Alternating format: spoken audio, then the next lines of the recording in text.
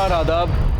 Crime petrol सतर्क के आज के इस एपिसोड में मैं अनूप सोनी आप सबका स्वागत करता हूं। जैसे कि हम सब जानते हैं कि पूरी दुनिया इस वक्त कोरोना की महामारी के संकट से गुजर रही है और इस संकट के दुष्परिणामों के बीच कुछ ऐसी खबरें भी आ रही हैं जिनमें ये कहा जा रहा है कि इस दौरान रेप और हत्या जैसे अपराधों में काफी कमी आई है।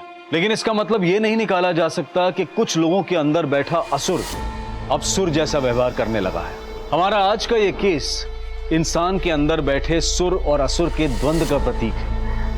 ये वही द्वंद्व है जिसमें कभी इंसान पर भलाई तो कभी उस पर बुराई हावी हो जाती है। लेकिन जब इंसान के अंदर की बुराई उस पर हावी होती है तो एक कोहराम समझ जाता है। और इस केस में ऐसी ऐसी वारदातें सामने आई जिसमें क्रूरता की हद थी। क्राइम सीन का मंजर विचलित कर देने वाला था और अपराधों का मकसद बेहद घिनौना था।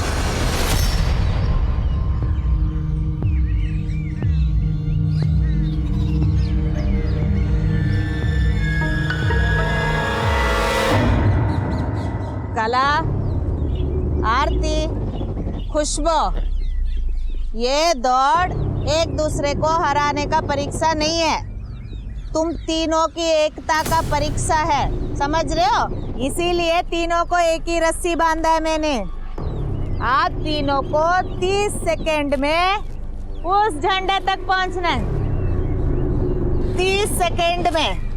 तो तालमेल मजबूत होना है, सिर्फ पैरों से नहीं दौड़ना है, दिमाग से दौड़ना चाहिए। तो तैयार हो? हाँ माँ। खुशबू? हाँ। 1 2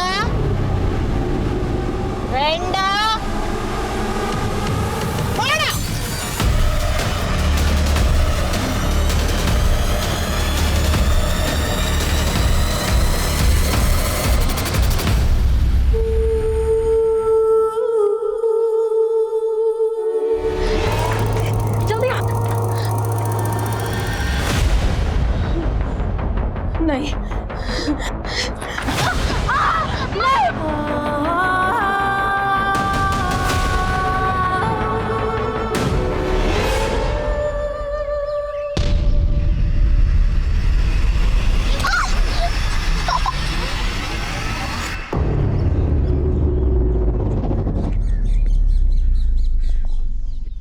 क्या ये? अम्मा, वो सब खुशबू की वजह से हुआ था। बस सफाई नहीं देना है। एकता टूटी तो पता है क्या होता है? सजा।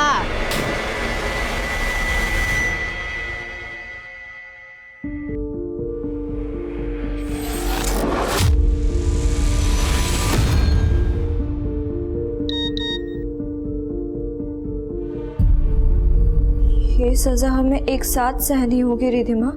भूलना होगा कि हम कभी साथ थे। अब यही सच है रिधिमा।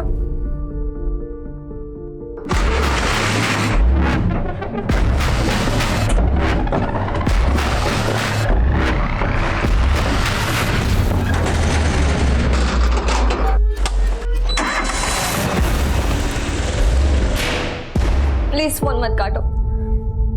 मैं जानती हूँ कि मेरी वजह से बहुत बदनामी हुई है आपकी, लेकिन अब मैं अपनी गलती को सुधारना चाहती हूँ। मैं इस बोझ को लेकर नहीं जी सकती कि मेरी वजह से ये बदनामी हो। रिधिमा,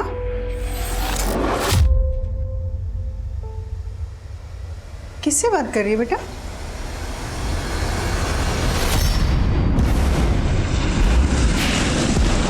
तुमने इतना बड़ा सच मुझसे छिपाया रिधिमा?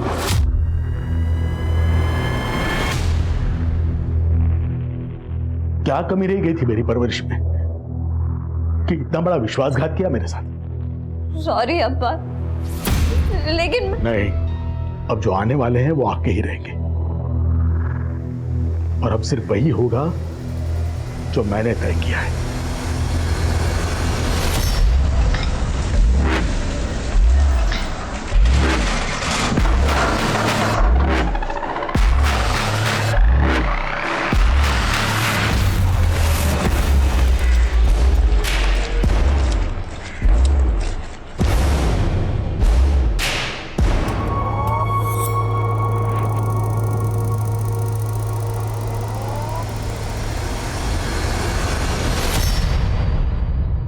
अरे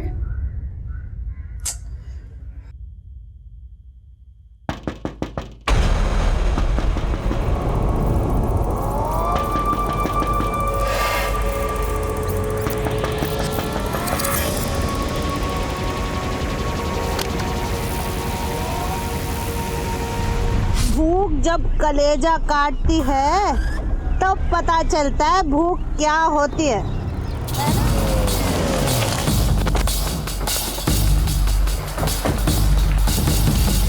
इंस्पेक्टर साहब साहब अंकल मेरे, मैं इधर आया तो दरवाजा खुला था साहब, मैं अंदर आके देखा तो बाहर चलिए, आइए बाहर आइए, बाहर आइए।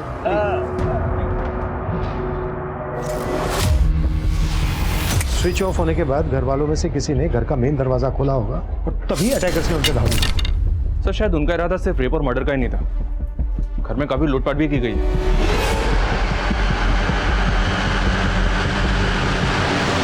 पूरा कबर्ड खाली कर दिया सर। इनफैक्ट घर के किसी भी मेंबर का मोबाइल फोन भी नहीं मिला। अटैकर्स घर का हर छोटे से छोटा कीमती सामान चुरा कर ले गए। हो सकता है सर ये किसी लूटपाट करने वाले गैंग का काम। अगर मकसद सिर्फ लूट होता तो फिर मारने से पहले पूरी फैमिली को इतना टॉर्चर क्यों किया गया? बॉडीज को देखकर तो ऐसा लग रहा है जैसे दुश्मनी निकाली गई है सबके साथ। हो सकता है आपसी रंजिश का मामला हो और शक्ल लूट की दी गई। सर नारायण अंकल बहुत अच्छे आदमी थे, मैं इतने सालों से इधर काम करता, मेरे को नहीं लगता कि उनका किसी के साथ कोई दुश्मनी होगा। क्या काम करते हो तुम इधर? खेती बाड़ी सर। वो नारायण अंकल का आसपास बहुत ज़मीन है। अब उनका एक पैर खराब था तो उन्होंने अपनी मदद के लिए मेरे को नौकरी पे रख लिया था। नारायण की बीवी या बेटी का किसी के साथ कोई इशू या नारायण का ही कोई लेन देन को लेकर विवाद? नहीं सर, मेरे को तो कभी ऐसा कुछ लगा नहीं। हाँ वो वेंकट अन्ना आज इधर आने वाले थे। कौन वेंकट अन्ना? वेंकट अन्ना नारायण अंकल के फ्रेंड, मंडी में अनाज के बड़े व्यापारी हैं और अंकल भी अपना सारा फसल उन्हीं को बेचते हैं। नारायण, ये तेरा बैलेंस पेमेंट 7,09,234 रुपये पूरे हैं या वो तेरे को काउंट करके देखना पड़ेगा, शायद ज्यादा भी हो सकता है।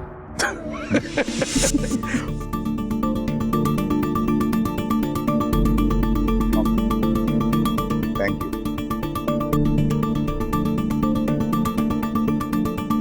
नारायण, बहुत दिनों से मेरे मन में एक बात है जो तेरे को बोलने का था। कैसी बात है? वेंकट अन्ना अपने बेटे बाला की शादी रिधिमा से करना चाहते थे, तो वो लोग आज इधर बात पक्का करने को आने वाले थे और अंकल ने भी मेरे को इसीलिए यहाँ बुलाया था। यहाँ है तो सर आसपास ऐसा कोई विटनेस नहीं मिला जिसने किसी को यहाँ आते जाते देखा। वो सिद्धेश बोल रहा है कि नारायण के दोस्त वेंकट अन्ना और उनका बेटा बाला यहाँ आने वाले थे। उनसे मिलते हैं, शायद उनसे नारायण के बारे में कोई जानकारी मिल जाए।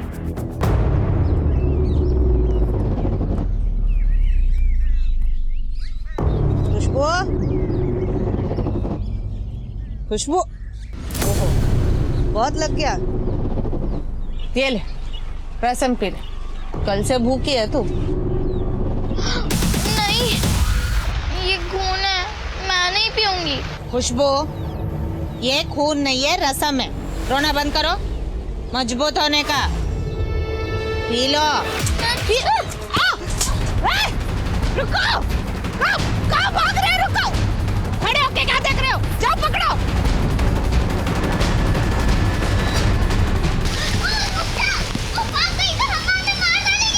तो तुम दोनों भी भाग चलो मेरे साथ।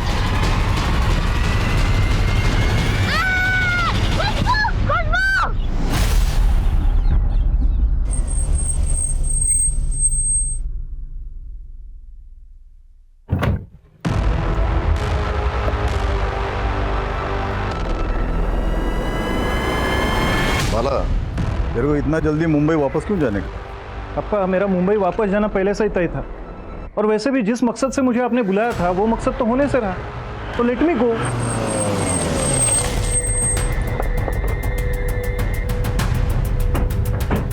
हाँ सर, आप बिल्कुल सही बोल रहे हैं।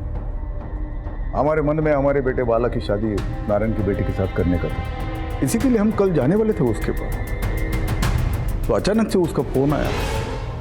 हाँ नारायण, हम लोग निकल गया है। तुम लोग अभी मत आओ। नहीं है? क्यों? मैं कॉल करता हूँ।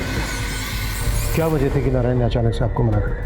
नहीं, वजह तो कुछ नहीं बताया हमको, तो हम लोग भी एकदम हैरान रह गए। ये इत्तेफाक भी काफ़ी हैरान करने वाला है कि जिस समय आप वहाँ जाने वाले थे उसी दरमियान नारायण उसकी पूरी फैमिली का मर्डर हो गया। देखिए वेंकटेश जी, अगर आप हमसे कुछ छुपा रहे हैं तो बेहतर है। कुछ नहीं छुपा रहे हम। नारायण की जाने का हमको भी शौक लगा है। नारायण हमारा बहुत पुराना दोस्त था। कब से जानते थे आप दोनों एक दूसरे को? ये कुछ 15 साल हो गया। तभी नारायण सीआरपीएफ में काम करता था, ऊटी में उसका पोस्टिंग था। सो मिस्टर वेंकट, आप और आपके परिवार को हमारे प्लांटेशन पे कैंपिंग के लिए टेंट लगाने की परमिशन चाहिए। हमारा बेटा है ना, बॉटनी में बहुत इंटरेस्ट है उसको, तो बॉटनी का उसको पढ़ाई करने का, टेंट में रहे। Mister Venkat, I am sorry, मैं आपको यहाँ पे टेंट लगाने की परमिशन नहीं दे सकता। प्लीज सर, आई रिक्वेस्ट, तो कोशिश करो ना। अब पहले मेरी पूरी बात सुन लीजिए मिस्टर वेंकट। आप और आपके परिवार को हम यहाँ पर परमिशन इसलिए नहीं दे सकते क्योंकि अब से आप और आपका पूरा परिवार हमारा मेहमान है। मेहमान मतलब हम समझा नहीं। देखिए, आप कंकड़ गांव से हैं जी, और मैं आपके नजदीक के दालसन गांव से हूँ, तो हुए ना आप हमारे मेहमान। अच्छा। तो उसके बाद हमारे बीच बहुत अच्छी दोस्ती हो गई। फिर कुछ साल के बाद नारायण का एक एक्सीडेंट हो गया, तो उसको सीआरपीएफ छोड़ना पड़ा, उसका टांग खराब हो गया। इसलिए काफी लंबे समय से आप दोनों एक दूसरे को जानते थे। फिर तो आपका बेटा बाला भी जानता होगा रिद्धिमा को। बाला, ये रिश्ता जुड़ने से पहले भी तुम और रिद्धिमा मिलते थे? देखिए सर, हम दोनों एक दूसरे को जानते ज़रूर थे, लेकिन हमारी शादी का डिसीजन हमारे पेरेंट्स का था।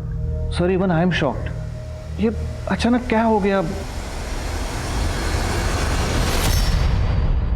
सर, फोरेंसिक टीम ने बताया कि क्राइम सीन पे 4 से ज़्यादा अननोन फिंगरप्रिंट्स मिले। मतलब क्रिमिनल 4 से ज़्यादा लोग थे।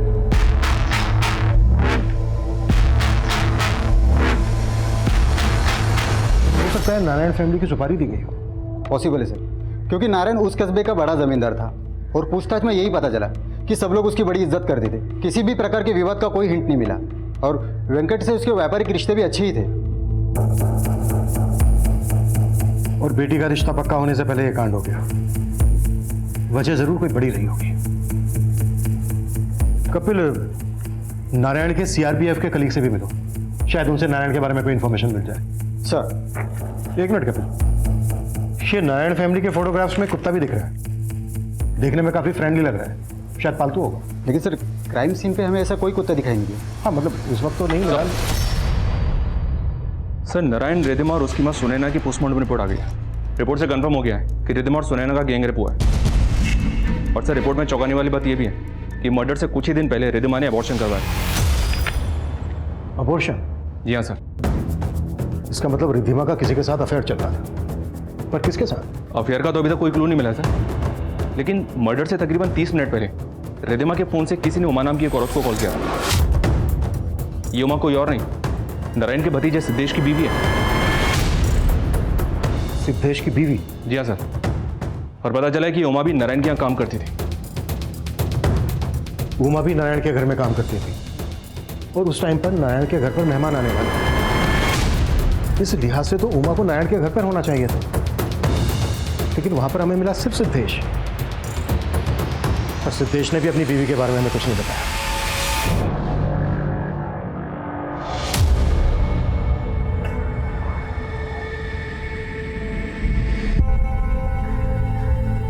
ये लो बेटा, कुछ खा लेना। मैं भिखारी नहीं हूँ आंटी। तो फिर तुम यहाँ क्यों बैठी हो? और तुम्हारी माँ कहाँ है?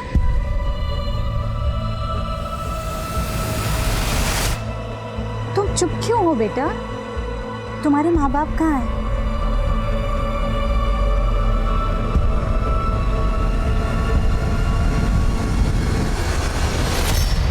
सर, उमा तो मार्केट गई है, तो उसको आने में थोड़ा टाइम लगेगा, तो मैं फोन लगाओ और जल्दी आने के लिए बोलो। हाँ हाँ, फोन लगा। अरे उमा, वो साहब पूछ रहे हैं वो उधर उस दिन तुम्हारी रिधिमा से फोन पे कुछ बातचीत हुई थी क्या? किस दिन? उसी दिन जिस दिन रिद्धिमा और उसके माँ बाप का मर्डर हुआ था। रिद्धिमा, आप क्यों फोन कर रही हो मुझे तुमसे कोई बात नहीं करनी। प्लीज फोन मत काटो। मैं जानती हूँ कि मेरी वजह से बहुत बदनामी हुई है आपकी, लेकिन अब मैं अपनी गलती को सुधारना चाहती हूँ। मैं इस बोझ को लेकर नहीं जी सकती कि मेरी वजह से ये बदनामी। चुप क्यों हो गई? उस दिन क्या बात हुई थी रिद्धिमा के साथ तुम्हारी? साहब, ऐसी ही बात हो गई थी। रिद्धिमा का रिश्ता तय होने वाला था, वो मेरे साथ अपनी खुशी बांट रही थी। तुम्हारे कहने का मतलब है कि वो इस शादी से खुश थी, जबकि रिद्धिमा शादी से पहले ही माँ बनने वाली थी। क्या ये क्या कह रहे हो साहब आप? वही जो हमारे सामने आया। रिद्धिमा ने अभी कुछ दिन पहले ही अपना अबॉर्शन करवाया।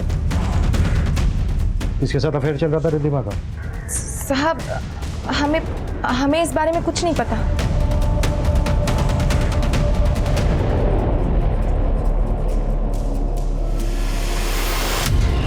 ये नारायण जी की फैमिली के साथ जो कुत्ता है, किसका है? ये तो शेरू है सर, नारायण अंकल का पालतू कुत्ता, लेकिन ये तो खो गया था। कितने दिन पहले खो गया था कुत्ता? ये कुछ 7-8 दिन पहले का बात है सर। नारायण की फैमिली का मर्डर 3 दिन पहले हुआ, और मर्डर होने से कोई 1 हफ्ता पहले उनका कुत्ता शेरू गायब हुआ है। शेरू काफ़ी अच्छी नस्ल का है, रोबिला है। अगर वारदात के वक्त पर यह होता तो वारदात को अंजाम देना इतना आसान नहीं होता। तो आपको लग रहा है सर शेरू का गायब होना भी इन हत्याओं से जुड़ी साजिश हो सकती है? और हमें यह भी पता लगाना है कि रिद्धिमा के पेट में किसका बच्चा है। रिद्धिमा के सभी सोशल अकाउंट खंगालो और आसपास के मैटरनिटी क्लिनिक्स में पता करो कि उसने अबॉर्शन कहाँ पर करवाया है।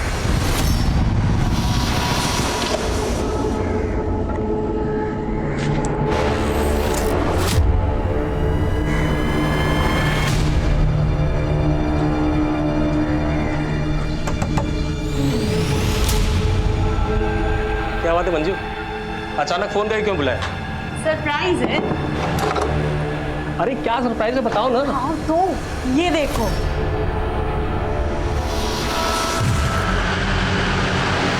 ये है खुशबू, आज से हमारी बेटी।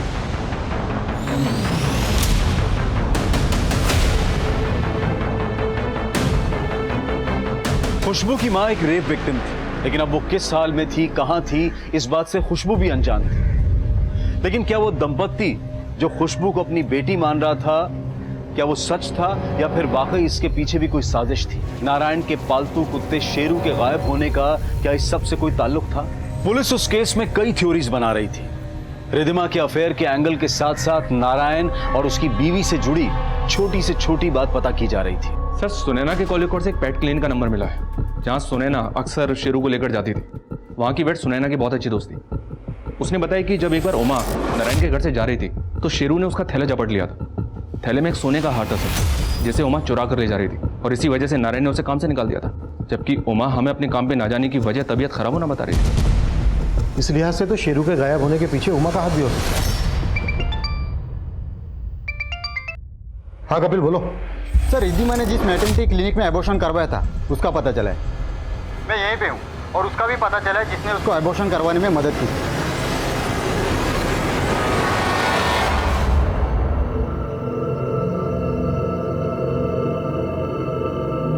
बाला सुन, तेरे को जिधर जाने का उधर जा, तेरे को जितना कोशिश करने का कर,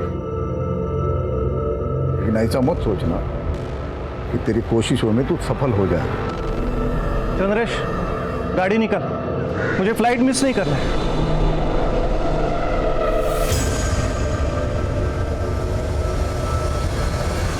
तो रिद्धिमा का अबॉर्शन करवाने में तुमने उसकी मदद की? हाँ सर, लेकिन रिद्धिमा के पेट में किसका बच्चा था? वो मैं नहीं जानती साहब। रिद्धिमा तो ये भी नहीं बताना चाहती थी कि वो प्रेग्नेंट थी। वो तो उस दिन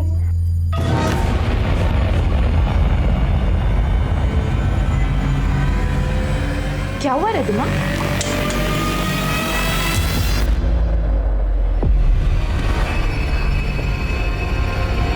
जब मुझे पता चल गया कि वो प्रेग्नेंट, तो उसने मुझे कुछ भी बताने की बजाय सिर्फ इतना कहा कि मैं बच्चा गिरवाने में उसकी मदद करूं। ये बात तुमने मुझसे पहले क्यों नहीं बताई? मैं डर गई थी साहब। अगर आप मुझे गलत समझ लेते तो। उमा, तुम्हें गलत समझने की और भी वजह है हमारे पास। चोरी का इल्जाम लगा था तुम पर। साहब ये झूठ है, मैंने कोई चोरी नहीं की थी। वो हार तो खुद रिधिमा ने मुझे दिया था। ये लीजिए। नहीं रिधिमा, मैं ये नहीं ले सकती। दीदी आपने मेरी इतनी मदद की है, प्लीज मना मत कीजिए, लीजिए ना।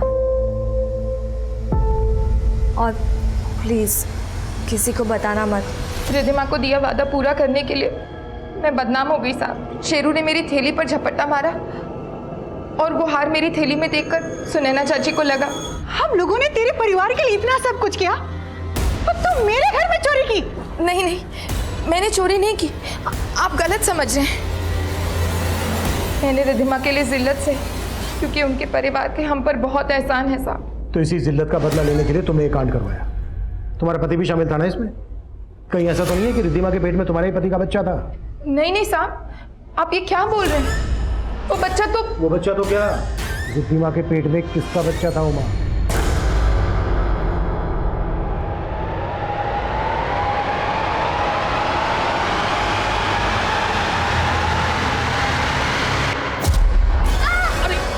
अरे बेटा मैं हूँ। क्या? अरे तुम्हारी बेटी ना बहुत डरती है मुझसे। अरे ये तुमसे नहीं डरती है, ये अपने बुरे सपनों से डरती है ना बेटा।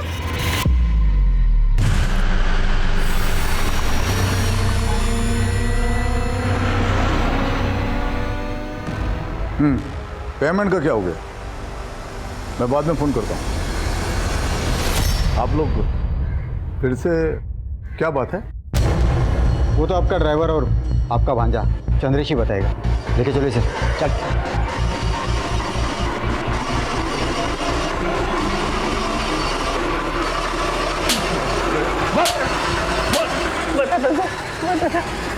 सर मैं सच कह रहा, मैं रिद्धिमा से बहुत प्यार करता था सर। प्यार करता था या फंसा रहा था रिद्धिमा को? उसके बाप के पैसे के लिए? नहीं सर, मैंने उसे नहीं फंसाया था। हम दोनों एक दूसरे को पसंद करते थे। मैं तो फिर भी अपनी हाथ में रहकर उसे मन ही मन चाहता था। पहला कदम तो उसी ने मेरी तरफ बढ़ाया था।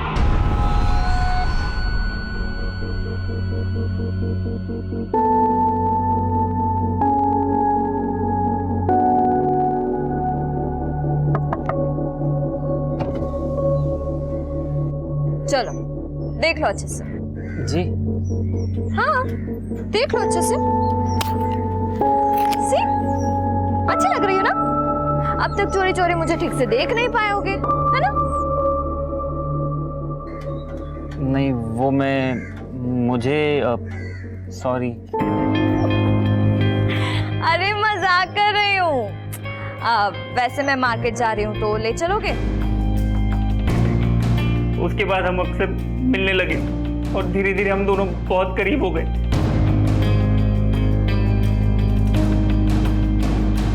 तो रिद्धिमा के पेट में तेरा बच्चा था? हाँ सर, हम दोनों शादी करना चाहते थे, लेकिन वेंकट मामा ने अपने बेटे बाला की शादी रिद्धिमा से तय कर दी थी। उनके खिलाफ जाने की हिम्मत मुझ में नहीं थी, इसलिए मैंने रिद्धिमा को कहा था वो मुझे भूल जाए। ये सज़ा हमें एक साथ सहनी होगी रिद्धिमा। भूलना होगा कि हम कभी एक थे। अब यही सच है। फिर क्या हुआ मुझे नहीं पता। मैं तो खुद हैरान था कि रिद्धिमा के अप्पा ने वेंकट मामा को फोन करके वहां आने से मना क्यों किया। तुम लोग अभी मत आओ। नहीं है? क्यों? मैं कॉल करता हूँ। लेकिन सर मुझे बाला पे शक है सर। अच्छा। बाला के यहाँ आने के बाद मुझे पता चला कि वो ये शादी नहीं करना चाहता था। उसका मुंबई में किसी लड़की के साथ अफेयर था। वेंकट मामा उसकी शादी जबरदस्ती रिद्धिमा से करा रहे थे। तो अपने आप को बचाने के लिए बाला को बीच में घसीट रहा है। मैंने कंफर्म किया सर, बाला का मुंबई में किसी लड़की से अफेयर तो चल रहा है। लेकिन इस चंद्रेश पे भी भरोसा नहीं कर सकते। चंद्रेश और बाला इन दोनों की बैकग्राउंड चेक करनी पड़ेगी। पता लगाना पड़ेगा कि ये दोनों ये कांड कर सकते हैं क्या। जी सर। नारायण के सीआरपीएफ टाइम के दोस्तों से मिले? जी सर, पर फिलहाल वहाँ से कोई काम की इन्फॉर्मेशन नहीं मिली है। नगर पालिका में भी उनके कुत्ते शेरू की फोटो शेयर की थी, पर वहाँ से भी शेरू जैसे किसी कुत्ते की कोई डिटेल नहीं मिली। कहना मुश्किल है सर, शेरू के गायब होने का इस केस से कोई कनेक्शन है भी या नहीं।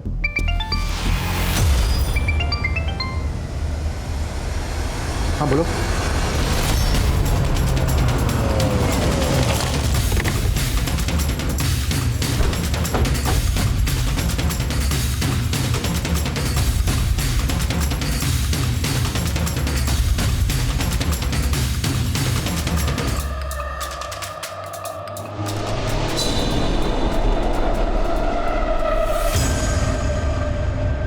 बाहर गई थी साहब। लता घर पर अकेली थी। आप इस आके देखा तो लता लता लता ने आत्महत्या। आपको ऐसा क्यों लग रहा है कि लता ने आत्महत्या ही की है? ऐसा भी तो हो सकता है कि जहर लता को किसी ने जबरदस्ती पिलाया। नहीं साहब, पहले भी लता ने कोशिश की थी आत्महत्या करने की। तब तो मैंने समझा कि उसे रोक लिया था, लेकिन अब ऐसा क्या हुआ था लता के साथ जो लता आत्महत्या करने की कोशिश कर रही थी? मेरे बच्चे की दिमागी हालत ठीक नहीं थी। कभी कभी वो अचानक जोर से चिल्लाने लग जाती थी। मैं तुझे मार डालूंगी। बहुत ज्यादा थे, मुझे बोला तुझे मार डालूंगी। दवा का भी असर नहीं हुआ तो मैंने नजर वजर भी उतार के देखी, लेकिन समझ में ही नहीं आ रहा था कि उस पे किसका भूत सवार था।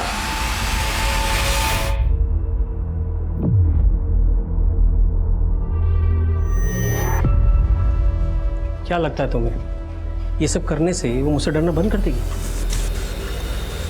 बोला था ना, वो तुमसे नहीं डरती है, वो तो बस अपने।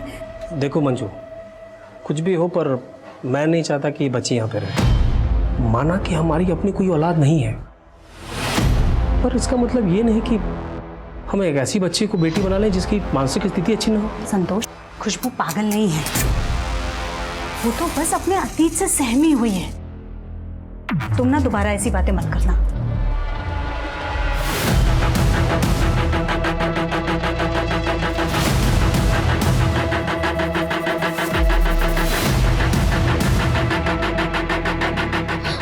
चिल्लाना मत, समझी? जो बोल रहा हो ध्यान से सुन। चले जाए यहाँ से। और मंजू को कुछ भी कहा ना तो मुझसे बुरा कोई नहीं होगा, समझी?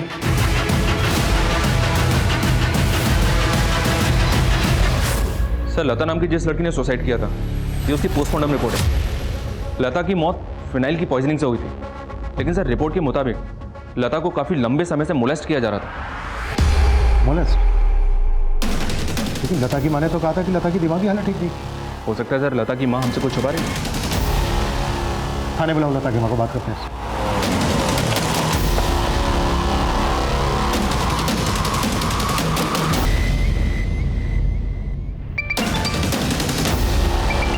हेलो सर, लता की माँ के घर पे तो ताला लगा हुआ है और सर उसका फोन भी स्विच ऑफ आ रहा है। सर वो यहाँ किराए पे रहती थी और पड़ोसी से पता चला है कि वो कल ही घर खाली करके चली गई है।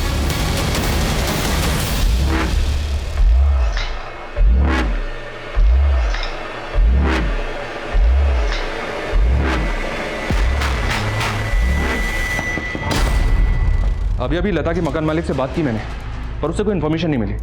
लेकिन हाँ सर, लता और उसकी माँ 2 महीने पहले ही वहाँ किराए पे रहने के लिए आए थे।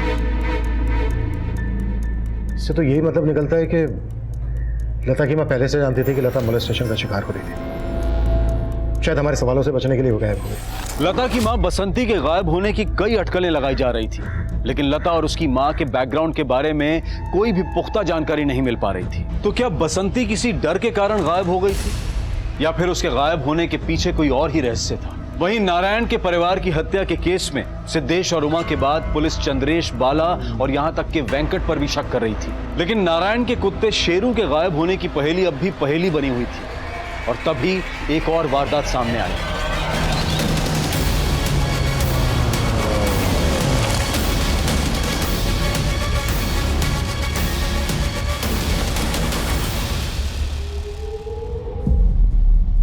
क्या? मेन स्विच ऑफ था सर। इस घर में भी मेन स्विच घर के बाहर है, और नारायण के घर का मेन स्विच भी घर के बाहर था। मर्डर से पहले नारायण के घर का भी मेन स्विच ऑफ किया गया था।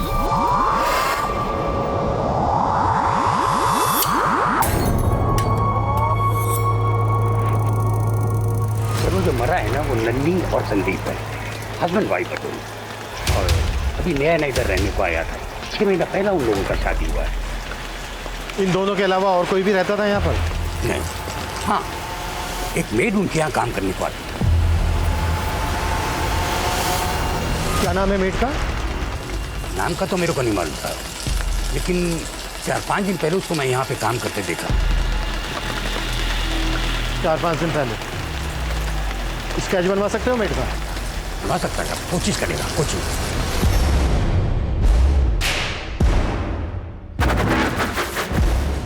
आप मुझे मेरी माँ जैसा ही प्यार करती हैं, लेकिन क्या? माँ जैसा क्यों? माँ ही हूँ मैं तेरी। पर वो कौन? संतोष। तो उनकी फिक्र मत कर। और ये वो क्या कहती रहती है? पापा बोला कर, पापा हैं वो तेरे। देखना फिर वो भी तुझे बिल्कुल मेरे जैसा प्यार करेगी। माँ! क्या हुआ बेटा? लाइट ही तो गई है, इतना क्यों डर रही है? रुक कर देखती हूँ। मत जाओ माँ, मत जाओ, दरवाजा मत खोलो।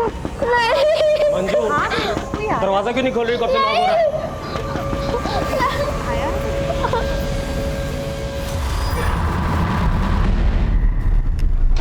सर, यही वो औरत है जो उस कपल के यहाँ काम करती थी।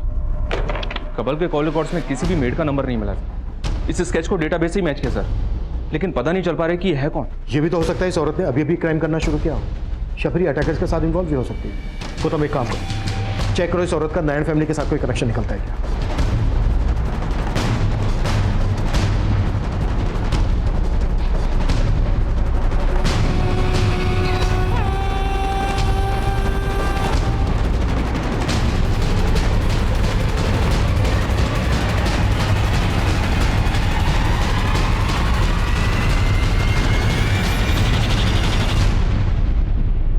औरत को तो मैं जानता सर। ये जब अंकल ने उमा को घर से निकाला तो इधर काम मांगने को आई थी।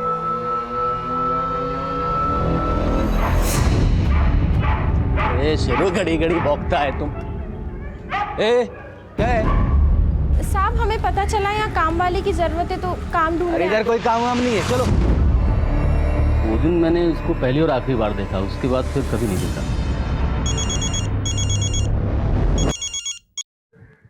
हेलो, क्या? सब मैं मंजू से मिलने आई थी। अंदर देखा तो मंजू और उसका पति था।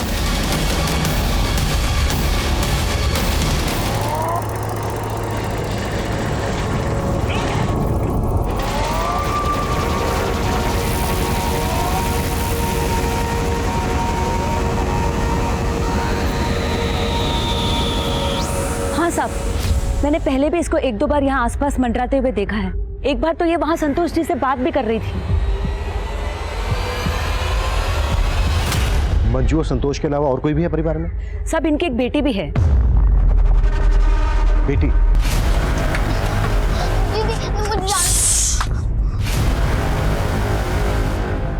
सब यही है खुशबू, जिसे मंजू ने गोद लिया था। कहाँ से गोद लिया था उन्होंने खुशबू को? सब वो तो नहीं मालूम।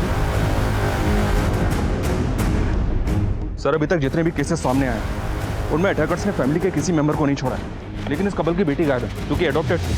और यहाँ किसी को मालूम तक नहीं है कि इस कपल ने बच्चे को अडॉप्ट कहाँ से किया था। गौतम, बच्ची के फोटो सर्कुलेट कर, बच्ची की जान खतरे में हो सकती है। उस यंग कपल के यहाँ जो मेड काम करती थी सर, उस मेड का स्केच मैंने हर जगह दिखवाया। तो बस तुक्के के तौर पर जिस लड़की ने सुसाइड की थी, लता, उसके पड़ोसियों को भी ये स्केच दिखाया। तुक्का लग गया सर। उन लोगों ने बताया कि इस लड़की को लता के घर के पास भी दिखा गया। ये खुशबू तो तेरी लता से भी 2 कदम आगे निकली। सुना येड़ू अम्मा के हाथ से निकल गई थी, वो तो अच्छा वहाँ मिल गई, वरना हमारा तो सारा खेल ही खत्म हो जाता। तभी तो इसका हाल लता से भी ज्यादा बुरा हो रहा है।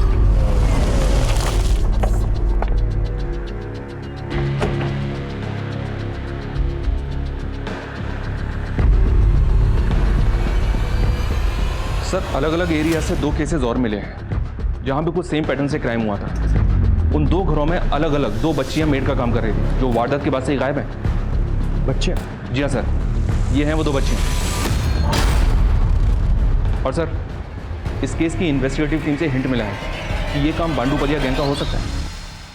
बांडूपलिया गैंग? जी हाँ सर। और सर, बांडूपलिया गैंग का एमओ भी हमारे केसेस से मिलता जुलता है। ये लोग भी रेकी के लिए अपनी बच्चियों और औरतों का इस्तेमाल करते हैं। टारगेट के दिन घर की बिजली काट देते हैं, फिर मेल विक्टिम्स की गला काटकर हत्या कर देते हैं। साहब, ये बच्ची तो मंजू मैडम को यहीं पे मिली थी, कुछ लोगों के साथ बैठकर भीख मांग रही थी। साहब, मुझे तो आश्चर्य तब हुआ जब मैंने ये सुना कि मंजू मैडम ने आदिवासी लड़की को गोद लिया है। आदिवासी की बच्ची? हाँ साहब, कलसान जंगल के पास आदिवासी झुग्गियों में मैंने इसे पहले भी देखा है। एक दूसरे का चेहरा क्या देख रहे हो? जल्दी करो। 1 2 3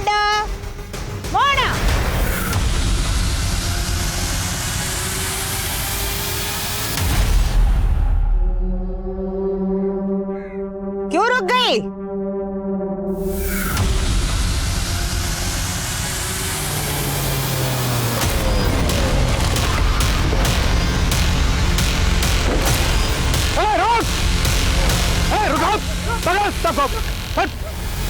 चल चल डालो सबको गाड़ी में। चल चल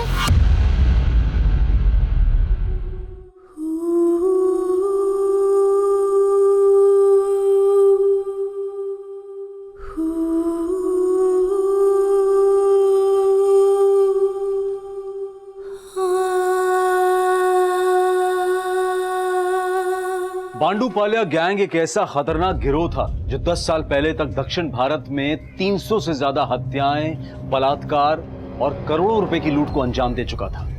लेकिन केरला, कर्नाटका और आंध्रा की पुलिस के जॉइंट मिशन में इस गिरोह के ज्यादातर मर्द पकड़े जा चुके थे। लेकिन हैरानी की बात यह थी कि इस गिरोह की औरतों ने इस गिरोह को फिर से तैयार कर लिया था। गिरोह की महिलाएं और बच्चियां अलग अलग तरीके से अपने टारगेट पर नजर रखती। इस गैंग में हर किसी का एक अहम किरदार था। बसंती लूट का सोना बेचा करती थी और उस पर किसी को शक ना हो इसलिए वो अलग रहती थी। वहीं खुशबू इस गिरोह का हिस्सा ही नहीं थी, बल्कि 2 साल पहले उसका परिवार इस गिरोह का शिकार बना था और खुशबू को अगवा करके जबरदस्ती इस गिरोह के अपराधों का भागीदार बनाया जा रहा था। 2 साल पहले खुशबू की मां का इस गिरोह के द्वारा रेप और उसकी हत्या कर दी गई थी। अपनी मां को खोने के बाद उसने मंजू को भी खो दिया था, जो सही मायनों में उसे अपनी बेटी मान बैठी थी। खुशबू अब अनाथ है, लेकिन उसकी देखभाल और उसके इलाज की जिम्मेदारी एक एनजीओ ने उठाई है। देखते हैं हमारे आज के एपिसोड की दूसरी कहानी।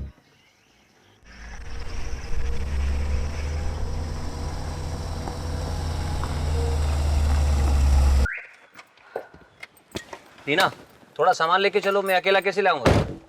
किसी काम के लिए लाए हो मुझे यहाँ?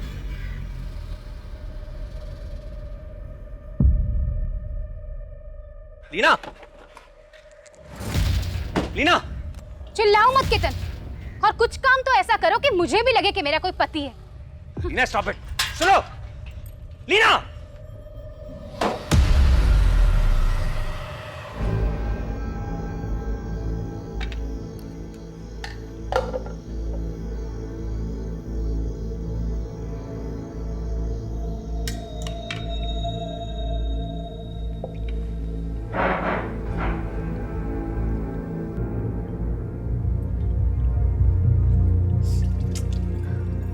केतन, वॉश बेसिन में से पानी नहीं जा रहा है, लगता है चौक हो गया है।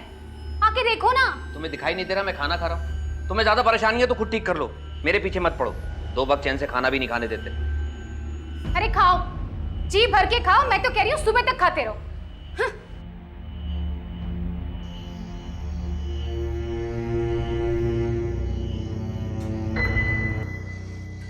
ये कैसी अजीब सी बदबू आ रही है, क्या मुसीबत है? चैन से सो भी नहीं सकते।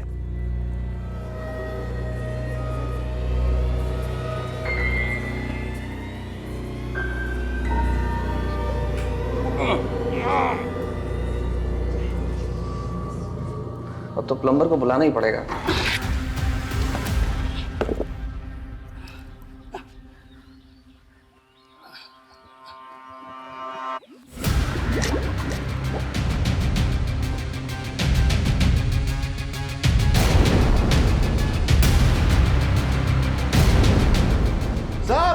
साहब जल्दी है साहब।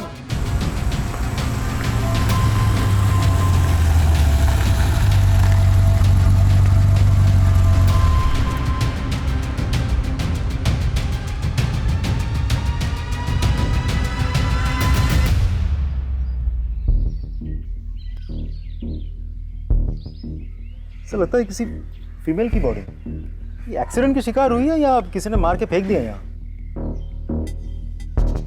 इतनी बुरी तरह से सड़ चुकी है, एज तक समझ में नहीं आ रही सर। विक्टिम की एज और कॉज ऑफ डेथ तो पोस्टमार्टम रिपोर्ट में पता चली जाएगी। श्रीवास्तव, आसपास जितने भी पुलिस स्टेशन है वहाँ की मिसिंग कंप्लेंट चेक कर लेना। आप लोग देखो आसपास कुछ मिलता है क्या।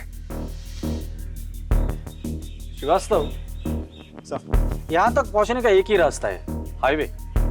रंजन, यहाँ से लेके हाईवे तक जितने भी सीसीटीवी कैमरास है पिछले कुछ हफ्तों की फुटेज मंगवा लो। सर, आपके इस फार्म हाउस पे आपके सिवा और भी कोई आता जाता है? सर मैं और मेरे कुछ खास दोस्त, बट बहुत रेयरली। ज़्यादातर तो ये फार्म हाउस खाली पड़ा रहता है सर। तो फिर ये औरत यहाँ कैसे पहुंची? तो कौन है ये कौन है? सर ये मनोहर, यहाँ का केयर टेकर। इस औरत को जानते हो? इसकी लाश यहाँ कैसे आई? चेतन जी, आप बात करने से मना कर रखा है। अगर ऐसा ही है तो बता दीजिए हमें। सर आप हमारा यकीन कीजिए सर, हम कुछ भी नहीं जानते इस बारे में। श्रीवास्तव, लेके चलो इसे। सर मैंने कुछ भी नहीं किया सर। आप आइए हमारे साथ।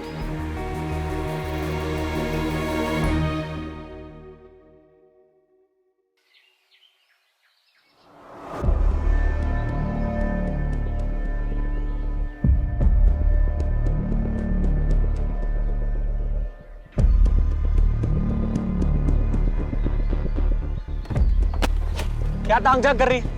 जा अपना काम कर, निकल यहां से।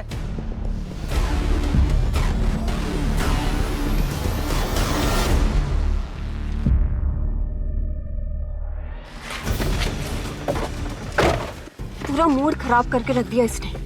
अब देखना, ये ऑफिस में जाकर ना हमारी चुगली करेगी। अगर इसने चुगली करी ना तो मैं स्मिता की ना बैंड बजा दूंगा। तू चिंता मत करता रहा। चिंता नहीं, मुझे गुस्सा आ रहा है सुरेंद्र।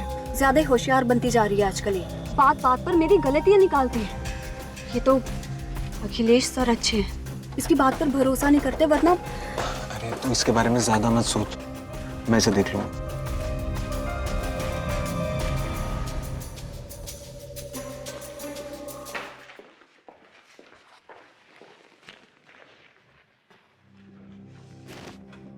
देख स्मिता, यहाँ किसी के साथ भी चुगली करने की हिम्मत मत करना।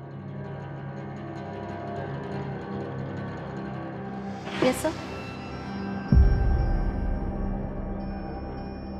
तारा, घर जाने के पहले मुझसे मिलकर जाना। Okay sir.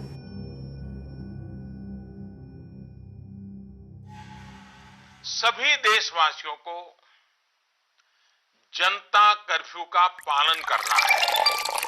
कि जनता कर्फ्यू के दरमियान हेलो। अच्छा ठीक है, मैं अभी आती हूँ। सड़क पे जाएं, डियर वाइफ, न्यूज़ नहीं सुनी? घर से बाहर कोई नहीं जा सकता। पति देव, ऑफिस का काम है, मुझे जाना होगा। पागल हो गई? बाहर जनता कर्फ्यू लगा हुआ है। मुझे जरूरी काम है, समझो बात को।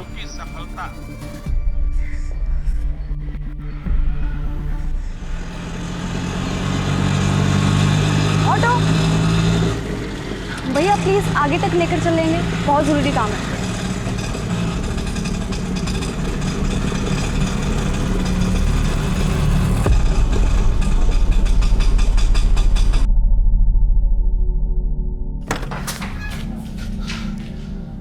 तुम यहाँ क्या कर रहे हो? बड़ा शौक है ना तुझे तारा की जासूसी करने का। चल बता, आज जनता कर्फ्यू के दिन तारा ऑफिस क्यों गई थी? सुरेंद्र देखो, तुम जाके अपनी बीवी से पूछो ना। और हाँ, एक बात कान खोल के सुन लो, दोबारा मेरे घर पे ये शराब पी के मत आना। देख लूंगा मैं तुझे। हाँ हाँ ठीक है, देख लूंगा तुझे मैं स्मिता।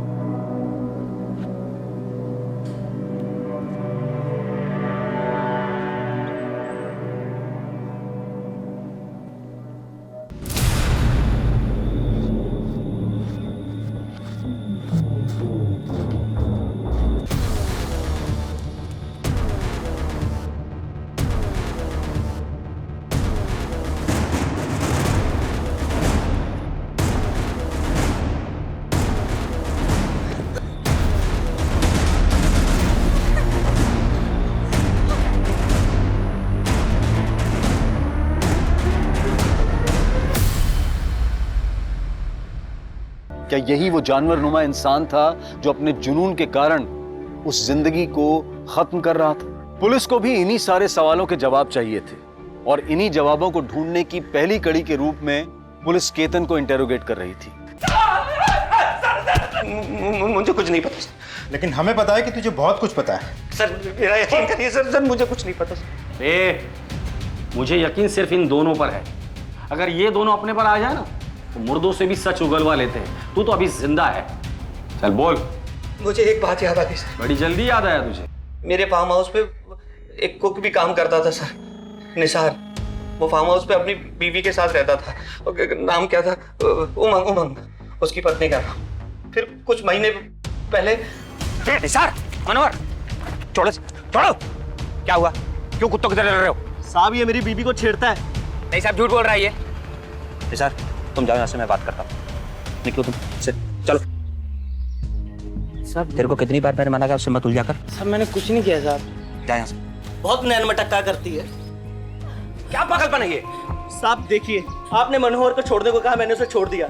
लेकिन ये मेरी बीवी है, इसे मारूं कूटू कुछ भी करो, आप बीच में मत पड़िए। बस सर, वो दिन है और आज का दिन है। निसार अपनी पत्नी के साथ कभी फार्म हाउस वापस नहीं आया। मैंने उसको बहुत ढूंढने की कोशिश की सर, लेकिन वो मिला ही नहीं। कब की बात है ये? सर 3 महीने हो गए शायद। हाँ डॉक्टर साहब, ठीक है, हम लोग आ रहे हैं हॉस्पिटल। जब तक फॉरेंसिक की रिपोर्ट नहीं आती इसे यही रहने दो। और वो निसार और उमंग पता करो ये लोग कहाँ हैं, और केयरटेकर मनोहर इंटरोगेशन के लिए लेकर आओ। तब तक हम लोग हॉस्पिटल होकर आते हैं। सर हेलो डॉक्टर साहब, रिपोर्ट्स रेडी है? सर, बॉडी की कंडीशन बहुत खराब हो चुकी है। हमें थोड़ा और टाइम लगेगा फर्दर इन्वेस्टिगेशन के लिए। ठीक है, लेकिन हो सके तो जल्द से जल्द कीजिए, क्योंकि आपको जितना वक्त लगेगा उतना ही वक्त क्रिमिनल को मिलेगा सबूत के साथ छेड़छाड़ करने के लिए। मेरे स्टाफ को घर गए हुए 2 हफ्ते हो गए, बट डोंट वरी, आप हमारी इनिशियल फाइंडिंग्स के ऊपर आपकी इन्वेस्टिगेशन जारी रखिए। जैसे कि बॉडी में मल्टीपल कट्स है, जिसके कारण हेवी ब्लड लॉस हुआ है। मरने वाले की उम्र 25 या 26 साल होगी। उसकी स्कल भी बहुत बुरी तरह से टूट चुकी है। और हाँ, सबसे बड़ी शॉकिंग बात, इस बॉडी से हार्ट, लंग और लिवर गायब है। और यहाँ रिब केज की हड्डियों पर किसी इंसान के दांतों के निशान है। डॉक्टर साहब, क्या बॉडी के चेहरे से जो स्कल है उससे हम उसका चेहरा बना सकते हैं? I will try my level best. Thank you. इंसान के दांतों के निशान? श्रीवास्तव, कहीं अपराधी कोई नरभक्षी तो नहीं है? कि जिस तरह से पुलिस के सामने पोस्टमार्टम की रिपोर्ट आई थी और उन्हें ये पता चला था कि महिला के शरीर के कुछ अंग गायब हैं, तो पुलिस के लिए ये एक शॉकिंग न्यूज़ थी। क्या उनका सामना एक नरभक्षी से होने वाला था? सर, हमें फार्म हाउस से कुछ दूरी पर एक सीसीटीवी मिला है। उसमें कार दिखाई दे रही है। उसका नंबर है MP0932JK। ठीक है, आरटीओ से ओनर का पता निकालो। जी sir. MP0932JK।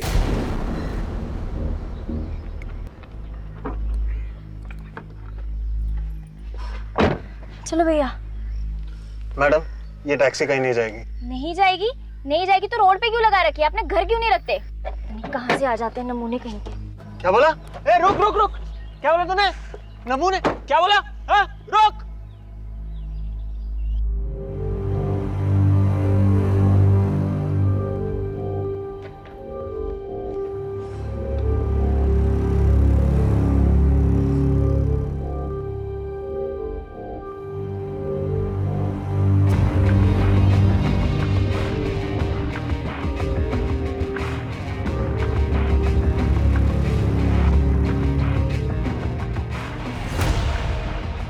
Good morning.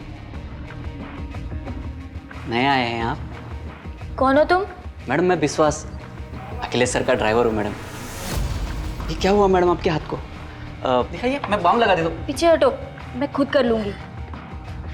Madam लगा देते ना बाम।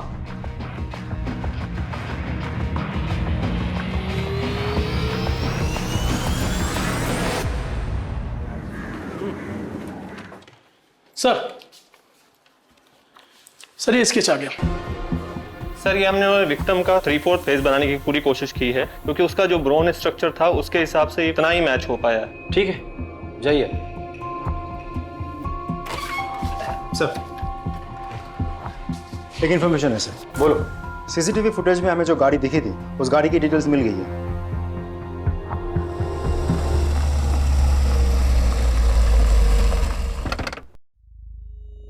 2 महीने पहले बिलावरी तालाब के पास तुम्हारी कार दिखाई दी थी। ऐसे जंगल वाले एरिया में तुम क्या कर रहे थे? सर मैं अपनी वाइफ को ढूंढने गया था, अब वो 2 महीने से मिसिंग है। हेलो, अरे कहाँ है तू? कितनी देर हो गई है? मैं आ रही हूँ सुरेंद्र।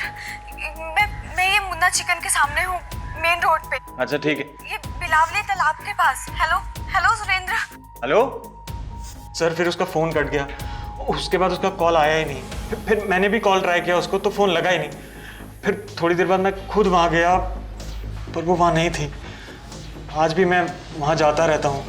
बीवी की फोटो है तुम्हारे पास?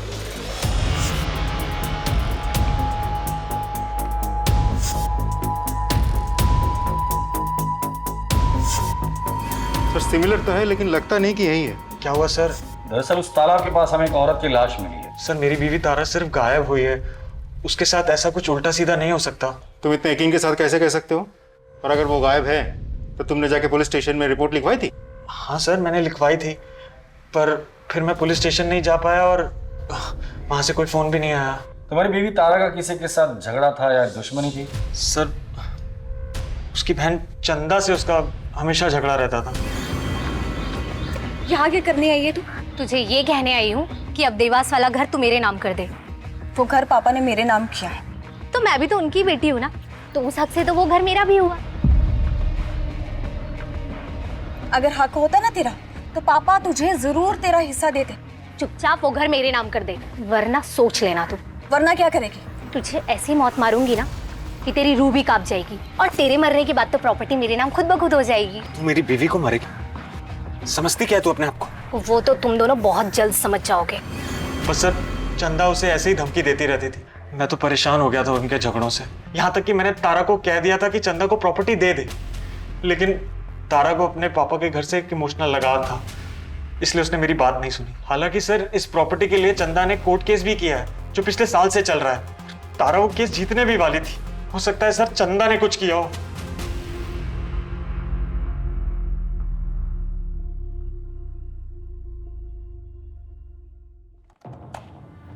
सर तारा के घर से लेकर ऑफिस तक हमने सारा सीसीटीवी फुटेज निकाल लिया है, लेकिन कुछ खास हाथ नहीं लगा। लेकिन हाँ एक फुटेज है जहां तारा किसी गाड़ी में बैठी हुई दिखाई दे रही है। अब क्योंकि अंधेरा है तो विजुअल क्लियर नहीं है सर।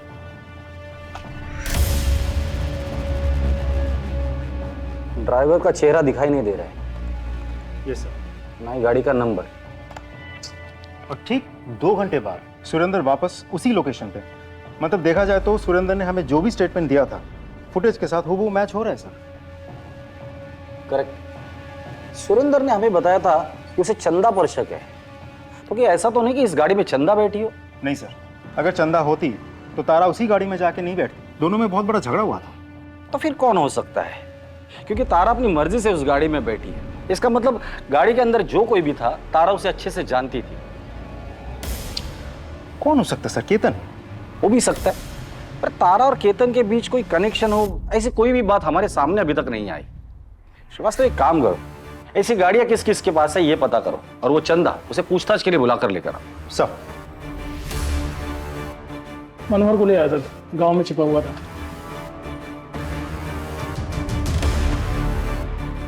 बोल मनोहर। साहब मुझे यहाँ क्यों लाया साहब?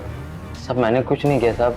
वो उस दिन फार्म हाउस में लाश मिली ना, तो मैं थोड़ा सा घबरा सा गया था, तो इसलिए मैं अपने घर भाग गया था। मनोहर, जिस लाश की तू बात कर रहा है ना, उस लाश का हार्ट, लीवर और लंग तीनों गायब है। अब सिर्फ इतना बता दे, वो लाश किसकी थी और किसने मारा था उसे? नहीं साहब, मैं वहाँ काम करता था साहब, मैंने कुछ नहीं किया साहब। ये निसार और उमंग वो कैसे गायब हो गए? सच बता, वो लाश उमंग की है ना? तूने मारकर उसे वहां छुपा दिया था ना? क्या किया रे उस बॉडी पार्ट्स का? मैंने कुछ नहीं किया, बस उससे थोड़ी सी हमदर्दी थी, गाली भी देता था साहब। बस उमंग ना उन सारी बातों से ना परेशान रहती थी, तो वो बस अपना मन हल्का करने के लिए वो सारी बातें मुझे बताती थी। अच्छा, तेरा ये जो मालिक है केतन और उसकी बीवी लीना, इनके ताल्लुकात कैसे? वैसे तो ठीक ही है, मतलब उन दोनों के बीच में टेंशन चलते रहता है। केतन आखिरी बार फार्म हाउस पे कब आया था? हाँ, करीब 2.5 महीना पहले। सब वो एक औरत को लेकर आए थे। आखिर तुम मेरे पीछे पड़ी क्यों? तुम्हें समझ में नहीं आता एक बार? हमारा ये रिश्ता अब नहीं चल सकता। बस जो होना था वो यहां तक हो गया। बार बार मैं तुम्हें एक बात को नहीं समझा सकता। अगर तुम समझती क्यों नहीं, लीना को पता चल जाएगा तो वो मुझसे दूर हो जाएगी, मेरा नुकसान हो जाएगा। तुम क्या बोलूं तुम्हें मैं।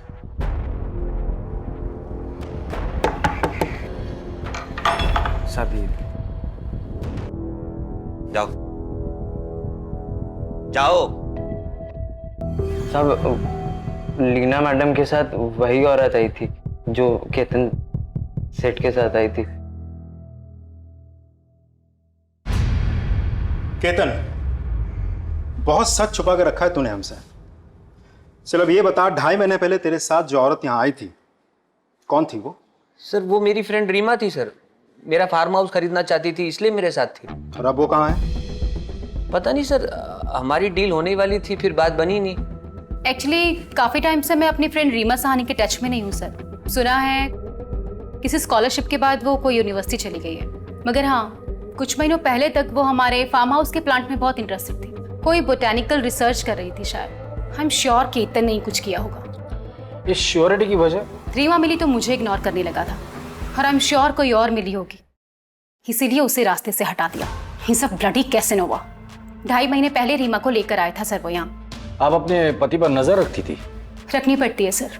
और उस नजर का नाम मनोहर था? जी नहीं, मैंने एक प्राइवेट डिटेक्टिव हायर किया था, उसी ने मुझे ये सब कुछ बताया। वैसे आपकी पूछताछ पूरी हो गई हो तो क्या मैं जा सकती हूँ? जा सकती है, लेकिन हमारे परमिशन के बगैर शहर छोड़कर मत जाइए। जरूरत पड़ेगी तो दोबारा बुला लूंगा। सर केतन और लीना दोनों के पास ही रीमा को हटाने का मोटिव था। मुझे तो लगता है इन दोनों में से किसी ने रीमा को मारा होगा।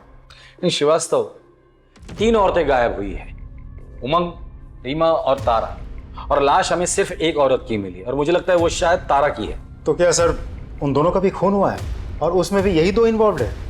लेकिन सर मोटिव क्या हो सकता है? पता नहीं सर, सब कुछ बहुत उलझ सा गया है। श्रीवास्तव यही उलझन तो हमें सुलझानी है। हमें बस उस एक सिरे की तलाश है जो हमें कातिल तक लेकर जाएगा, और वही सिरा हमें दिखाई नहीं दे रहा है। उस चंदा को बुला कर लाओ। साहब मेरी बहन तारा तो मिसिंग थी, फिर उसकी लाश।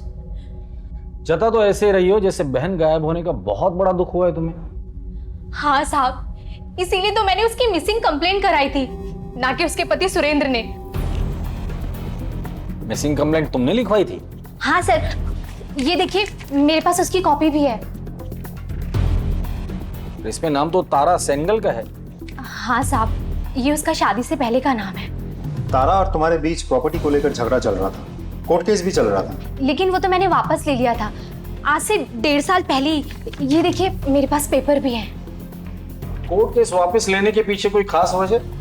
साहब वजह बस इतनी थी कि कुछ भी हो, सारी प्रॉपर्टी तारा के बेटे अक्षय के नाम ही होनी थी, और अक्षय मेरे लिए मेरे बेटे जैसा ही है।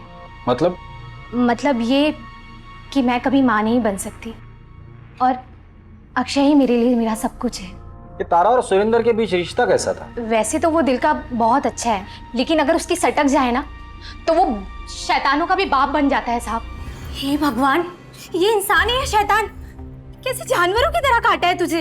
एक ढेला भर तो कमाता नहीं था साहब, और नए नए बिजनेस के लिए तारा से पैसा मांगता रहता था, और अगर वो नहीं देती थी साहब तो फिर वही मारपीट करना उसके साथ। ये तारा का बेटा अक्षय इस वक्त कहाँ है? तुम्हारे साथ है? नहीं साहब, वो बोर्डिंग स्कूल में है। तारा से आखिरी बार कब मिली थी तुम? उसके गायब होने से कुछ दिन पहले मिले थे हम लोग, लेकिन जब मैंने सुरेंद्र से इस बारे में पूछा तो उसने कोई जवाब नहीं दिया। ये सुरेंद्र और तारा का रिश्ता कैसा था? हाँ साहब, सुरेंद्र तारा से प्यार तो बहुत करता था। चल रहे मुझे बहुत दर्द हो रहा है मुझे। अरे कुछ नहीं होता, जरा सी चोट है। अरे मजनू कहाँ चल दिए भाई? अपनी लैला का इलाज करवाने। तू क्यों खून जला रहा है बे? सुरेंद्र ने तारा के गायब होने के बारे में कुछ बताया था? हाँ साहब, सुरेंद्र कह रहा था कि उसने तारा को खोजने की बहुत कोशिश की, लेकिन वो मिली नहीं। उसके चक्कर में सर दिन रात दारू पीने लग गया। सर कुछ दिन पहले ना आया था मेरे पास ही, और कह रहा था कि 10 दिन की छुट्टी पे जा रहा है, और हंसने लगा। वो सर ऐसी बात बोली कि मेरे को भी हंसी आ गई। उसने ऐसा भी क्या बोला था?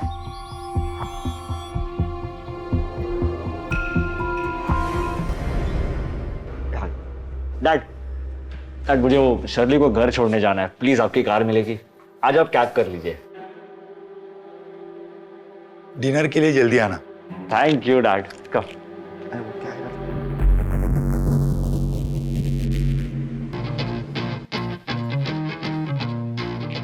मीना, थोड़ा वॉल्यूम तो कम करो। नहीं होगा बंद, इसको सुनने से शांति मिलती। शांति खामोशी में मिलती। नहीं होगा बंद। और आपको जहाँ शांति मिलती है ना, आप वहाँ जाइए। और तुम जहानुम में जाओ, देखता हूँ मुझे कहाँ शांति मिलती है।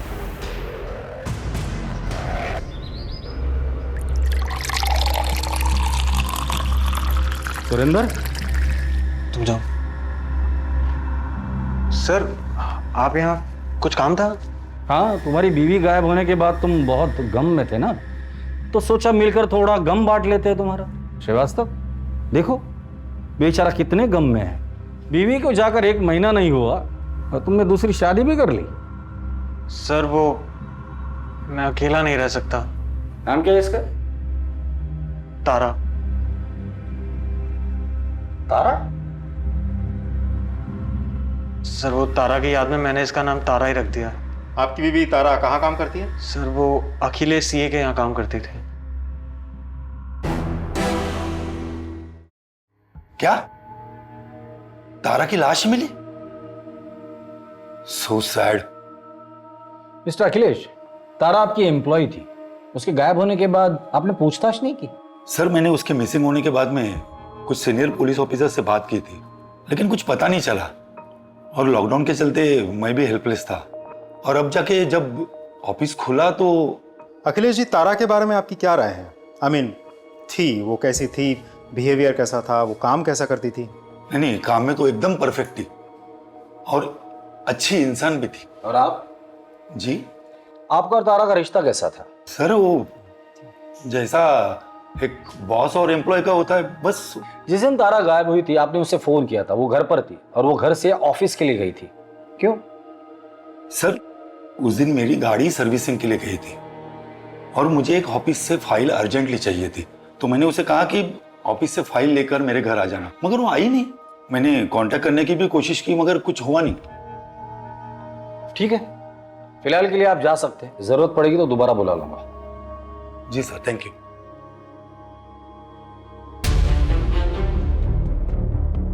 सर, एक बात मुझे समझ में नहीं आई, वो फाइल इतनी भी क्या अर्जेंट थी कि अखिलेश ने तारा को जनता कर्फ्यू के दिन ऑफिस भेजा था? हाँ सर, जब वो ऑफिस से काम खत्म करके घर जा चुका था, फिर उसे अचानक से फाइल की याद क्यों आई? बात किसी फाइल की है ही नहीं। इस अखिलेश ने हमें आधी कहानी बताई है, बात कुछ और ही है। Extra marital affair sir? हो सकता है। हाँ, लेकिन इंसान के दांतों के निशान भी तो हमें बॉडी पे मिले थे, उसका क्या? और एक्स्ट्रा मैरिटल अफेयर के साथ नरबख्शी का क्या कनेक्शन हो सकता है? बहुत स्ट्रेंज केस है सर। अखिलेश के ऑफिस और घर के आसपास उसके बारे में पूछताछ करो और उसका वो ड्राइवर उठाकर लेकर आओ उसे। वो जरूर कुछ ना कुछ तो जानता होगा जिससे हमें इस केस की लीड मिल जाएगी।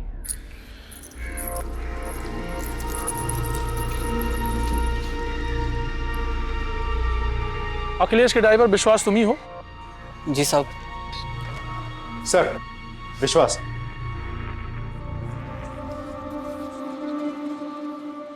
बैठ। तारा को जानता है? जानता हूं ना साहब, हाल ही में अपन उसके बस्ती में रहने के लिए गए साहब। हालांकि ये बात किसी को मालूम नहीं है, अखिलेश साहब को नहीं मालूम है। क्या हुआ साहब? हुआ तो बहुत कुछ है, फिलहाल तो इतना बता दे, अखिलेश और तारा के बीच रिश्ता कैसा था? सिर्फ मालिक और नौकर थे या और कुछ? सर, कई बार लगता तो था उन दोनों में कुछ चक्कर है। अखिलेश साहब की पत्नी मीना मैडम को भी उन पर शक था, कई बार सवाल भी पूछती थी। तुम्हारी हिम्मत कैसे हुई मुझे मेरे पति के केबिन में जाने देने से रोकने की?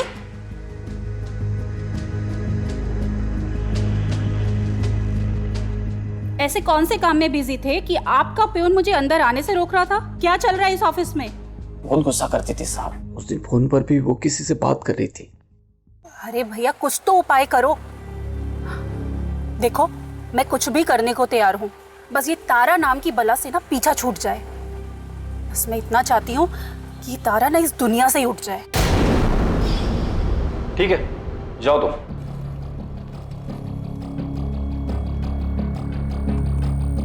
सर, कहीं ऐसा तो नहीं कि मीना ने अपने पति को वापस पाने के लिए तारा का खून करवाया और बाद में ये नरभक्षी वाला एंगल डाल दिया ताकि हम सब कंफ्यूज हो जाए।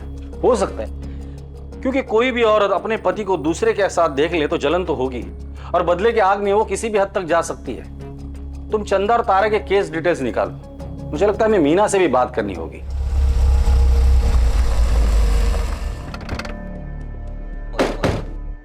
सर, अगर मुझे बदला ही लेना होता तो मैं 4 साल इंतजार क्यों करती? मैं उसे उसी टाइम खत्म कर देती जब मुझे पता चला था कि मेरे पति का चक्कर उस तारा से चल रहा है। और वैसे भी मेरे पति को क्या फर्क पड़ता है, उसे तो अपने ऑफिस में रोज खूबसूरत जवान लड़की चाहिए। तारा नहीं तो और कोई सही, लेकिन हाँ, मैं उस तारा से नफरत जरूर करती थी। ठीक है, जरूरत पड़ेगी तो दोबारा आएंगे। हाँ श्रीवास्तव, बोलो। सर, केस के बारे में चंदा ने झूठ बोला है। वो केस अभी भी ओपन है और कोर्ट में चल भी रहा है। और सबसे इंटरेस्टिंग इन्फॉर्मेशन तो ये है कि इन दिनों चंदा जिसके साथ रह रही है वो कि और नहीं बल्कि विश्वास है, अखिलेश का ड्राइवर। उठाकर लेकर आओ दोनों को।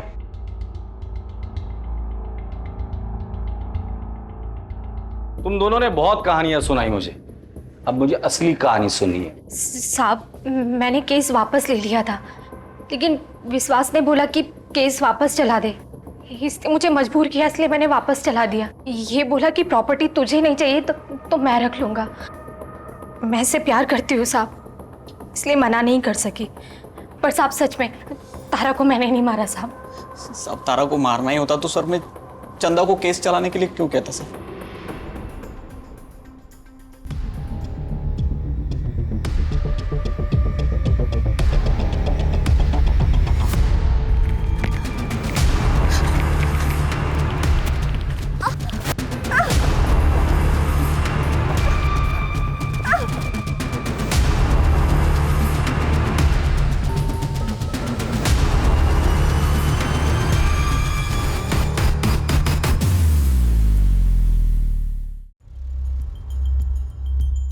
इस केस में कई सस्पेक्ट है।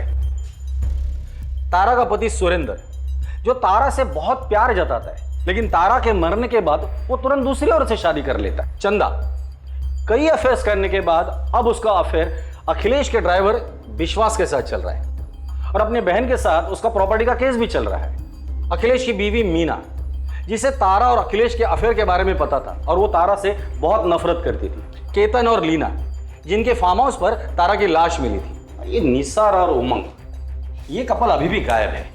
और सर, इस सब के बावजूद तारा उस फार्म हाउस वाले एरिया में क्यों गई थी? सर, कहीं ऐसा तो नहीं कि वो किसी और से मिलने गई थी? शायद केतन या लीना से, या फिर किसी और से।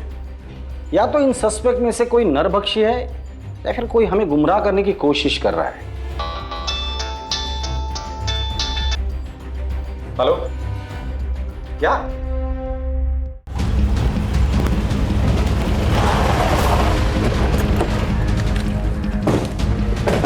फोन आपने किया था? हाँ सर। बॉडी कहाँ दिखाइए?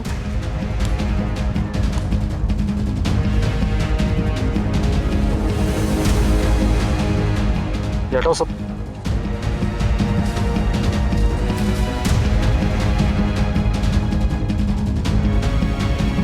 सर, इसका चेहरा तो पहचान में ही नहीं आ रहा है। सर, मारने का तरीका देखा आपने?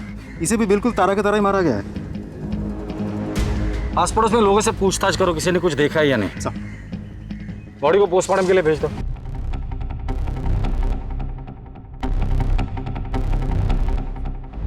सर, ये मर्डर भी तारा मर्डर केस की तरह ही है, लेकिन इस केस में हमें रिस्ट पर मार्क्स मिले हैं कि इन दोनों केसेस में, दोनों बॉडीज में हमें एक चीज कॉमन मिली है, और वो है ओमेगा 3। ओमेगा 3 तो स्टेरॉइड है जो अक्सर जिम जाने वाले लोग लेते हैं। इसका मतलब कातिल जो भी है वो जिम फ्रीक आदमी। उसे ड्रग्स और स्टेरॉइड की भी आदत है। वो अपनी बॉडी बनाने के लिए बहुत सारे अननेचुरल सप्लीमेंट्स और स्टेरॉइड के यूज करता होगा। Thank you very much doctor. Sir, Nisar की बीवी उमंग का पता चल गया सर, वो पास के ही गांव में है। सब मेरा पति निसार बहुत शक्की था। उसके रोज रोज के शक से, उसकी मारपीट से तंग आके मैं ये अनजान गाँव आ गई ताकि कोई मेरे तक पहुंच ना सके, और सब खास करके तो वो निसार। जब तुम फार्म हाउस पे थी तो केतन और लीना के अलावा और कौन आता था फार्म हाउस पर? सब मेम साहब के अलावा उनके खास दोस्त आते थे। और कोई नहीं आता था? और हाँ सर, एक बार जब फार्म हाउस पे कोई नहीं था तब एक आदमी आया था। ये फार्म हाउस किसका है? केतन साहब का। उनकी पत्नी का नाम क्या है? लीना मैडम। एज क्या होगी? लेकिन आप कौन है और ये सब क्यों पूछ रहे हैं? जी शायद मैं उन्हें जानता हूँ। So just confirming. By the way, आपका नाम क्या है? आप भी बहुत खूबसूरत हो, तुम फूल की तरह। लेकिन उसके बाद मैंने उसको कभी नहीं देखा था। जब तुमसे उसने मेम साहब के बारे में पूछा तो तुमने सारी इन्फॉर्मेशन दे दी उसे। अब वो इतने प्यार से पूछ रहा था साहब, तो मैं मना नहीं कर पाई। लीना जी, हमने सुना है कि कोई था जो आपसे मिलने के लिए बहुत डेस्परेट था, आपसे जान पहचान बढ़ाने के लिए उसने कोशिश भी की थी। कुछ याद आया? नहीं? कोई बात नहीं, मैं लेडी कांस्टेबल को बोल दूंगा, वो आपकी याद ताजा कर देगी। हाँ, थोड़ा सा दर्द होगा लेकिन याद जरूर आ जाएगा। मैं एक आदमी से मिली थी सर, उसे मैंने फार्म हाउस के बारे में बताया था। अब सुनिए। जी कहिए। क्या ये आपका सेल फोन गिर गया? जी नहीं, मेरा सेल फोन तो मेरे पास है। अच्छा, बाय द वे, ये फार्म हाउस आपका है? जी हाँ। बहुत खूबसूरत है। Thank you. बिल्कुल आप ही की तरह। वो bye the way, I am Suraj. If you don't mind, क्या मैं एक दो पल आपके साथ चल सकता हूँ? वो क्या है ना कि मैं यहाँ पे नया आया हूँ, तो I am looking for a good company. उसके बाद हम 2 बार और मिले। कमाल है लीना जी, आप ऐसे किसी भी अजनबी के साथ। एक्चुअली सर, मैं अपनी मैरिड लाइफ में खुश नहीं थी और इनके बारे में मैं आपको बता चुकी हूँ। वो आदमी बहुत ही इम्प्रेसिव था और किसी से 2 पल हंसकर बात करने की खुशी को मैं रेसिस्ट नहीं कर पाई। बट कुछ दिनों बाद हम लोग फार्म हाउस से चले गए थे। मैं अपने काम में बिजी हो गई और उसके बाद मैं उससे कभी नहीं मिली। नंबर है उसका? जी नहीं। चेहरा तो याद होगा। श्रीवास्तव, स्केच आर्टिस्ट को बुला, उसका स्केच बनाने में हमारी मदद कीजिए। जाइए।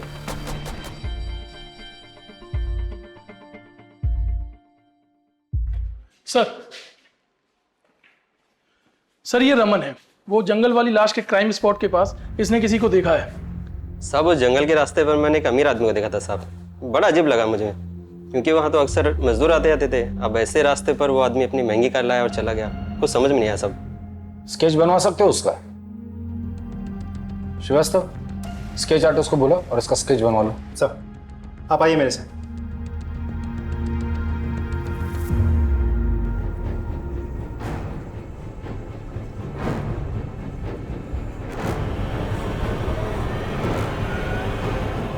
तीनों स्केच तो एक ही आदमी के हैं। ये तो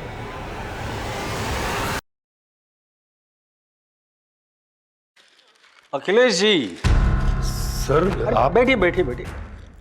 यहीं से गुजर रहा था, सोचा आपसे मिलकर चला जाओ। अरे कहाँ ये घास फूस खा रहे हैं आप? अरे हाँ, लॉकडाउन था ना, नॉनवेज मिला नहीं होगा आपको। हाँ सर सॉरी, मैं कुछ समझा नहीं सर। समझाता हूँ। अखिलेश जी, आपने हमें बताया कि आपने तारा को ऑफिस भेजा था फाइल लाने के लिए, क्योंकि आपकी गाड़ी सर्विसिंग के लिए गई थी। पर आपने ये नहीं बताया कि आप गाड़ी सर्विसिंग से वापस लेकर भी आए थे।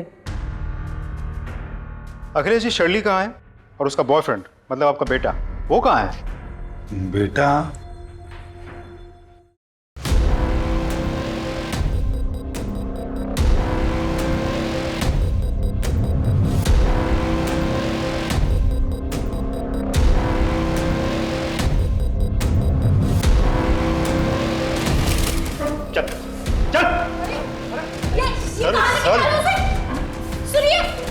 आप नहीं चलेंगे? चलो। सॉरी साहब, मैं अपने बेटे को बचाने की कोशिश कर रहा था। ऐसे बेटे को बचाने से अच्छा ये होता कि इसे हमारे पास लेकर आते। ऐसे हैवान को बचाकर तुमने भी बहुत बड़ा जुर्म किया है। साहब मैं शर्मिंदा हूँ। आपके शर्मिंदा होने से उन लोगों की जान वापस नहीं आएगी जिसे आपका बेटा खा चुका है। अब मुंह खोलकर बताइए। बताता हूँ साहब, ये बात सच है कि मैंने उस दिन मेरी कार सर्विसिंग को दी थी और वापस मंगा ली थी। उस दिन विक्रांत मेरी कार ले गया था, ये बात मैंने आपसे छुपाई थी। मगर जब विक्रांत रात को देरी से घर आया और तारा भी फाइल लेकर नहीं आई, तब मुझे लगा कुछ तो गलत है। अखिलेश जी, जो इसने किया है ना, उसे गलती नहीं कहते, हैवानियत कहते हैं। अब तू मुंह खोलेगा? मुझे जिम और बॉडी बिल्डिंग का शौक है और जल्द से जल्द बॉडी बनाने के चक्कर में मैं ड्रग्स और स्टेरॉइड्स के इंजेक्शंस लेने लगा। फिर मुझे इस नशे की आदत पड़ गई सर। प्रोटीन्स के चाहत में मैं कुछ भी खाने लगा, हर तरह का मांस। मुझे किसी ने कहा कि इंसान के मांस पे सबसे ज्यादा ताकत होती है, इसलिए ये सब ढूंढने के लिए मैं बाहर जाने लगा, लेकिन मुझे कुछ नहीं मिला। लेकिन उस दिन मुझे तारा मिली।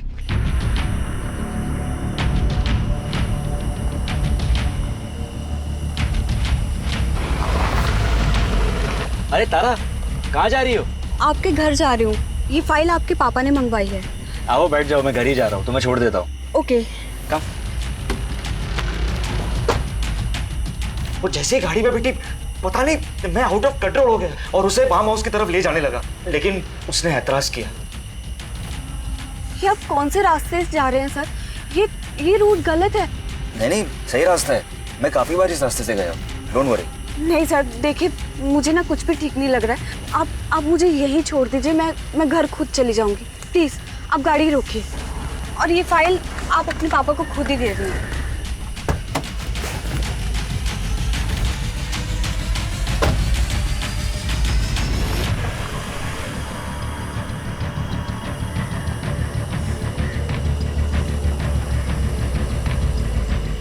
हेलो सुरेंद्र, हाँ मैं आ रही हूँ सुरेंद्र। मैं ये मुन्ना चिकन के सामने हूँ, मेन रोड पे, ये बिलावली तालाब के पास। तुम्हें मेरे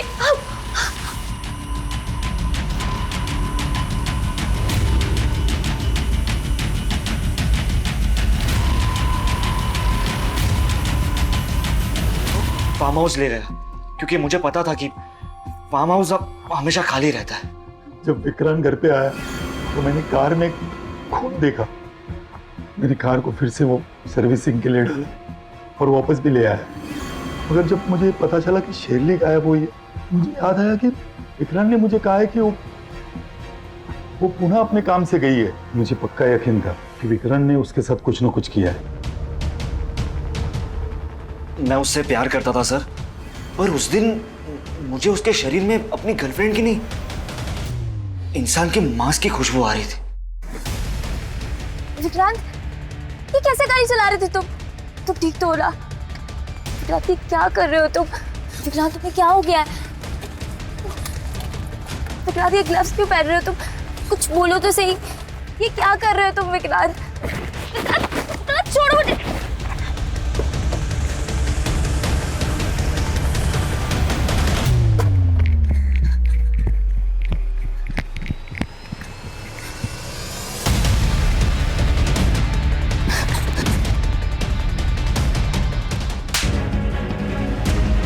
इंसान नहीं, एक नरभक्षक है, नरभक्षक।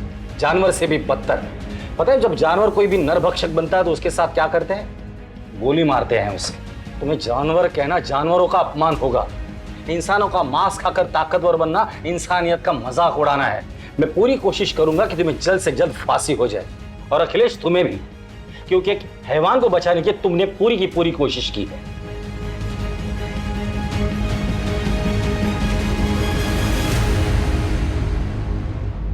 ये समय हम सब के लिए आत्म परीक्षण का समय है, एक सबक सीखने का समय है, ताकि हम अपने अंदर की कमजोरियों को जान सकें और उन्हें दूर करने की पूरी कोशिश करें।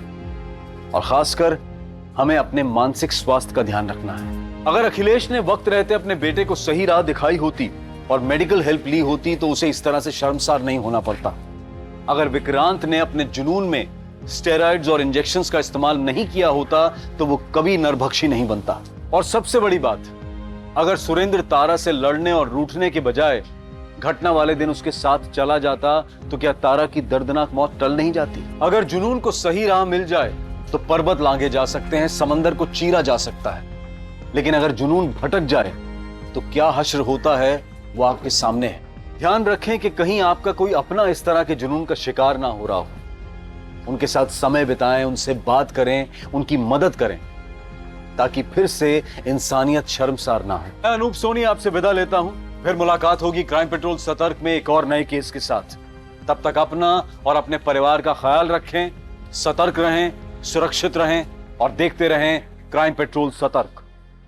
जय हिंद। क्राइम पेट्रोल्स के और भी दिलचस्प कहानी देखने के लिए हमारे चैनल को सब्सक्राइब करें और बेल आइकॉन दबाना न भूलें।